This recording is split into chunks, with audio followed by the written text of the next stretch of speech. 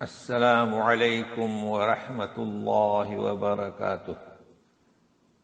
Daily one page کے شعبے سے آج کے پیج کا نمبر ہے 294۔ سورۃ الکہف، آیات ہیں 005 سے لے کر 015 تک۔ اعوذ باللہ من الشیطان الرجیم۔ ما لهم به من علم ولا لآبائهم كبرت كلمة تخرج من أفواههم إن يقولون إلا كذبا۔ اس آیت کا ربط سابق آیت سے ہے۔ اس میں ذکر ہے کہ وَيُنذِرَ الَّذِينَ قَالُوا اتَّخَذَ اللَّهُ وَلَدًا، کہ انہیں آگاہ کرے جنہوں نے کہا کہ اللہ تعالیٰ اولاد رکھتا ہے۔ تو جو کہہ رہے تھے اللہ تعالیٰ اولاد رکھتا ہے، مَا لَهُمْ بِهِ مِنْ عِلْمٍ وَلَا لِآبَائِهِمْ، انہیں اور ان کے باپ دادا کو کچھ بھی علم نہیں۔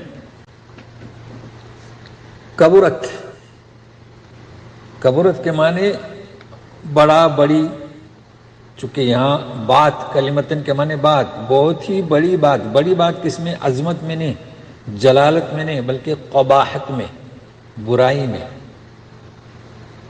تو بڑی سخت بات کہہ رہے ہیں جو ان کے منہ سے نکلتی ہے۔ اللہ اللہ، دیکھیں کلمتن تخرج من افواہ، منہ کی جمع ہے۔ اب آگے دیکھیے، ان یقولون الا کذبا، تو آپ یہ ترجمہ کر سکتے ہیں کچھ شک نہیں ہے جو کچھ کہتے ہیں وہ جھوٹے ہیں، یا ہے کہ لفظی ترجمہ کریں کہ نہیں کہتے ہیں مگر یہ جھوٹ۔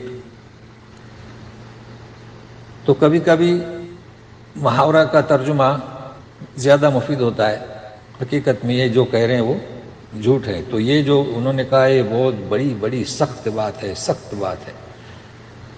فَلَعَلَّكَ بَاخِعٌ نَفْسَكَ عَلَىٰ آثَارِهِمْ إِن لَّمْ يُؤْمِنُوا بِهَٰذَا الْحَدِيثِ أَسَفًا۔ آپ شاید کس مراد نبی کریم صلی اللہ علیہ وسلم باخع اپنے آپ کو ہلاک کر دیں گے ان کے پیچھے، اثر کی جمع آثار، اگر وہ اس قرآن پر ایمان نہ لائیں۔ اسفا یعنی آپ جو ہیں اپنے آپ کو ہلاک کریں گے ان کے پیچھے اگر یہ ایمان نہیں لائیں اس قرآن پر، رنج و غم کے مارے۔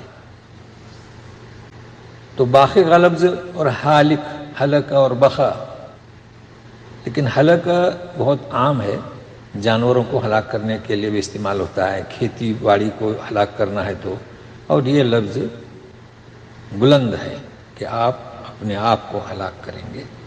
اور اسفا کا ترجمہ بھی آپ نوٹ کر لیں کہ رنج و غم کے مارے۔ اِنَّا جَعَلْنَا مَا عَلَى الْأَرْضِ زِينَةً لَهَا لِنَبْلُوَهُمْ أَيُّهُمْ أَحْسَنُ عَمَلًا۔ ہم نے اس زمین پر جو کچھ ہے وہ اس زمین کے لیے آرائش بنا رکھا ہے۔ جیسے کہ گزشتہ بیان ہوا تھا کہ آسمان پر جو تارے ہیں یہ بھی آرائش ہیں، تو یہ جو کچھ بھی ہے اب آرائش کے لیے، اور کیوں؟ لِنَبْلُوَهُمْ، تاکہ ہم انہیں آزمائیں ان میں سے کون بہترین عمل کرنے والا ہے۔ اس آیت کو بھی خوب نوٹ کر لیں، کیا فرمایا گیا؟ تعریف کس کی؟ بہترین عمل، احسن عمل۔ ہمارے یہاں اکثر لوگوں کو ہم نے دیکھا ہے وہ کثرت عمل کی طرف زیادہ رغبت کرتے ہیں، یعنی رکعتوں کو زیادہ پڑھیں، دو کے بجائے 10 12 بس پڑھتے رہتے ہیں۔ جیسے کہ رمضان میں حالت ہوتی ہے 20 رکعتوں کی، کوئی بھی عمل، قرآن شریف کی تلاوت کرتے ہیں تو کافی تیز رفتاری سے، تو کیا چاہتے ہیں کہ کثرت سے 1 پارہ 2 پارہ 3 پارہ ختم کریں بس۔ مگر یہاں آپ کو کیا درس ملے گا؟ احسن عملا، آپ 2 رکعت اشراق کی نماز پڑھیں بہترین انداز میں، یعنی کیا؟ اس کے حقوق ادا کریں، سورہ فاتحہ کی تلاوت، تسبیحات مفہوم کے ساتھ تلاوت بھی کریں۔ یہ نہیں کہ صبح اٹھے تو یاسین اور جو لوگوں نے ایک معمول بنا رکھا ہے، نہیں، ایک صفائی سوچ سمجھ کر پڑھیں. تو اسے نوٹ کر لیں، احسن عملا وَإِنَّا لَجَاعِلُونَ مَا عَلَيْهَا صَعِيدًا جُرُزًا. بات ہو رہی تھی زمین پر جو کچھ ہے وہ ہم نے اسے زینت کے لیے بنایا ہے، اور ہم اسے پھر کیا، ہم اسے کر دیں گے جو اس پر ہے، زمین پر ہے. کیا کر دیں گے؟ اللہ، سعیدہ اور جروزا، میدان، اور کیسا ہموار میدان کہ کچھ نہیں رہے گا. ہموار میدان. اب تو بعضوں نے ترجمہ کیا ہے بنجر. بات صحیح ہے کہ وہ زمین جس پر درخت نہ ہو، جھاڑیاں نہ ہو، تو کیا ہے؟ وہ بنجر ہی ہے. ام حسبت ان اصحاب الكهف والرقیم كانوا من آیاتنا عجبا. کیا آپ سمجھتے ہو؟ اچھا یہ ام جو ہے نا، سوال استفہام، مگر استفہام نفی، یعنی سوال کیا جا رہا ہے کہ کیا مگر کہ جیسا سمجھتے ہو ویسا نہیں ہے. تو استفہام نفی نوٹ کر لیں. کیا آپ سمجھتے ہیں کہ اصحاب کہف اور رقیم، رقیم یعنی کتبہ والے، وہاں پر جن کے جو نام لکھے گئے ہیں، تو یہ کہف غار والے، کتبہ والے، کیا ہمارے نشانیوں میں سے ایک عجیب نمونہ ہے؟ آپ ایسا سمجھتے ہیں؟ تو انکار ہے، ایسا نہیں ہے. کئی ہمارے نمونے ہیں مگر ہم نے ابھی تک بیان نہیں کیے. تو اس آیت کے مفہوم کو نوٹ کر لیں. اب وہ قصہ شروع ہو رہا ہے اصحاب کہف کا. اذ اوى الفتية الى الكهف فقالوا ربنا آتنا من لدنك رحمة وهيئ لنا من امرنا رشدا. جب آئی ایک جماعت جوانوں کی. دیکھیے الفتیہ، یہ جمع کس کی؟ فتح. فتح یعنی جوان، اور الفتیہ جماعت، صرف جوان نہیں. اور لڑکی کے لیے کیا آتا ہے؟ فتات، تو اس کی جمع فتیات. تو یہ جوان، فتح یا مقصورہ، فاتا یا لکھا جاتا ہے، جیسے کہ موسیٰ، عیسیٰ، اس کی جمع فتیہ. تو ایک جماعت جوانوں کی آئی غار کی طرف. تو کیا کہا؟ بولے کہ ہمارے رب عطا کر ہمیں آپ کی جانب سے رحمت، اور میسر کر ہمارے معاملے میں رشدا، درستگی. دیکھیے کبھی ہم رشد جسے سمجھ ہوتی ہے، رشد، تو اس سے رشدا. فضربنا على آذانهم في الكهف سنين عددا. دیکھیے ضربنا یعنی کیا؟ مارنا. اب یہاں کیا معنی کریں گے؟ جب وہ غار میں پہنچے اور دعا کی کہ ہموار کر دے ہمارے لیے، ہمارے معاملات میں درستگی، رحم فرما، تو ہم نے تھپکا دیا ان کے کانوں پر، مارا نہیں. کیسا؟ کیا مطلب؟ پردہ ڈال دیا نیند کا. سال، سنین عددا، چند سال. تو تھپکا دیا ان کے کانوں پر غار میں چند سال، تو سوئے پڑے گئے. ثم بعثناهم لنعلم أي الحزبين أحصى لما لبثوا أمدا. اب دیکھیں بعثنا، پھر ہم نے انہیں جگہ اٹھایا. آپ جانتے ہیں بعث کے معنی کیا؟ اس کی روح کو جاننے کی کوشش کریں. دیکھیے نبی کریم صلی اللہ علیہ وسلم کو فرماتے ہیں بعثت، آپ کی بعثت. اور جس دن سور پھونکا جائے گا، مردے قبر سے اٹھیں گے، اسی بھی کہتے ہیں یوم البعث. اور یہاں بھی اللہ تعالیٰ فرماتے ہیں ہم نے بعثنا ہوں. اصل میں بعث کسے کہیں گے؟ پہلے کوئی کسی چیز کا وجود تھا، اسی کو ہم نے لایا. تو انبیاء کا سلسلہ تھا، نبی کریم صلی اللہ علیہ وسلم کو اب بھیجا، تو بعثت ہو گئی. زمین میں مردے تھے، انہیں کو اٹھایا، تو دیکھیے یوم البعث. تو یہاں اس غار میں سوئے ہوئے لوگ تھے، تو ہم نے انہیں جگہ اٹھایا. تو دیکھیں معنی میں فرق ہوا نا جی. تاکہ جانے ہم ای الحزبین، دونوں فریق میں سے کون سا احسا، صحیح شمار کرتا ہے، جو رہے اس کی مدت کو.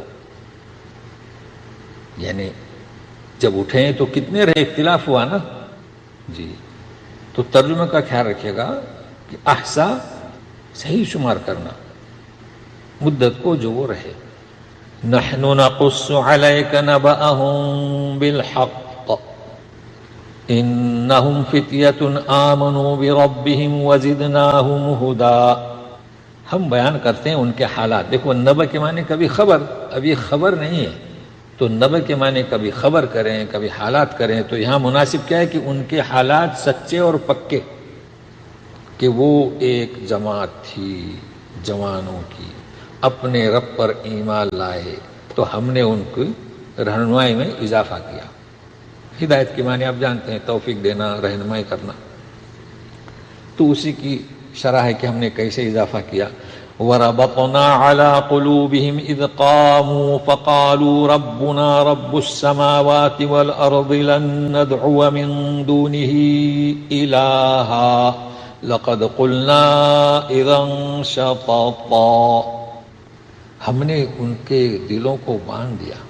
جانتے ہیں نا دلوں کو مستحکم کرنا، اس لیے کہ وہ نکلے تھے، وہ نکلے تو اللہ نے ہمت دلائی اور کہا کہ انہوں نے کہا کہ ہمارا رب تو آسمان و زمین کا رب ہے، ہم اس کے سوا کسی معبود کو نہیں پکاریں گے. اگر ہم نے ایسا کیا کہا تو کیا ہوا؟ لقد قلنا اذن شططا، بعید از عقل بات ہم نے کہہ دی. اب اپنے قوم کے بارے میں کہہ رہے ہیں ہؤلاء. دیکھیے ہا یہ مد منفصل ہے، اس لیے کہ اولا علیحدہ لفظ ہے. اب ذرا غور کریں، ہا اور اولئک جانتے ہیں نا آپ، تو اس لیے ہم ہا پر مقدار کم کر رہے ہیں، اور اولائی حمزہ اسی کلمے ہے. تو غور کیجئے گا، ہؤلاء قوم اتخذوا من دونه آلہہ لولا یأتون. دیکھیے یا زبر حمزہ ی نہ کہ یا. لولا یأتون، لولا یأتون علیہم بسلطان بین فمن اظلم ممن افترى علی اللہ کذبا. یہ ہماری قوم انہوں نے اللہ کے سوا چھوڑ کر کسی کو آلہتاً معبود بنایا. اس پر دلیل کیوں نہیں لاتے کھلی ہوئی؟ لولا یأتون علیہم بسلطان مبین، تو دلیل تو انہوں نے لائی نہیں. تو کہہ رہے ہیں کہ اس سے بڑھ کر کون ظالم ہوگا جو اللہ پر جھوٹی بہتان باندھے. تو اس دعا کے ساتھ کہ اللہ تبارک تعالیٰ کی، سامعین کی اور اس پر محنت کرنے والوں کی، کیونکہ اب محنت ہو رہی ہے اور ہمارے ہم سبوں کے ساتھ اس کی توفیق، نصرت، مدد شامل حال رہے. تو پھر ملتے ہیں. والسلام علیکم ورحمۃ اللہ وبرکاتہ.